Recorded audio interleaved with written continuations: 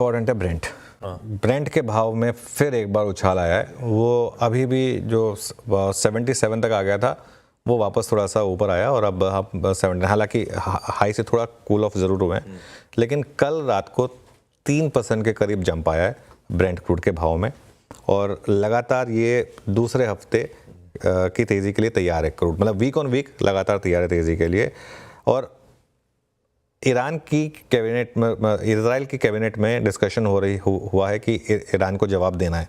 और जो मैं कह रहा हूँ ना, वीकेंड पर शायद जवाब देगा इजराइल उन कंट्रीज में से नहीं है जो चुप बैठता है, तो वो जवाब देगा, ठीक है। अब मैं इसमें नहीं जा रहा हूँ कौन सही है कौन गलत है, क्योंकि उसमें फिर अलग ही डिबेट चल जाती है, उसको हम नहीं डिस्कस करेंगे। अब ये तो हो गया एक आंकड़ा। अमेरिका में बहुत इंटरेस्टिंग डेटा पॉइंट्स आए हैं। अब जो सीपीआई है, जो इनका इन्फ्लेशन प्रिंट है, अब कहने को वो बढ़कर आया, अब कहने को वो मतलब फरवरी 2021 के बाद का लोएस्ट आंकड़ा है, लेकिन जो मार्केट एक्सपेक्ट कर रहा था उससे ज़्यादा है।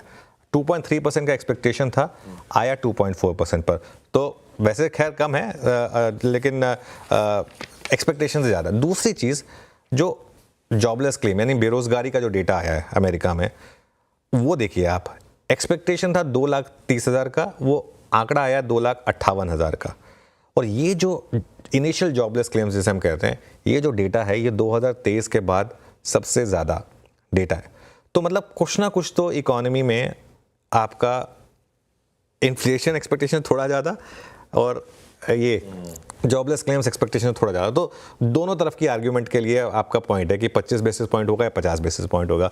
50 बेसिस पॉइंट अब आउट ऑफ द विंडो है, 50 तो अब नहीं आएगा, ये अब मार्केट में बात हो चुकी है। 25 बेसिस पॉइंट की कटौती जो कुछ समय पहले तक 80% पर आ गई थी, अब वो प्रोबेबिलिटी वापस आ गई है 85% पर। तो ये जो उनका जो सीएमई का फेड वॉच टूल है, उससे ये संकेत मिलता है हमको।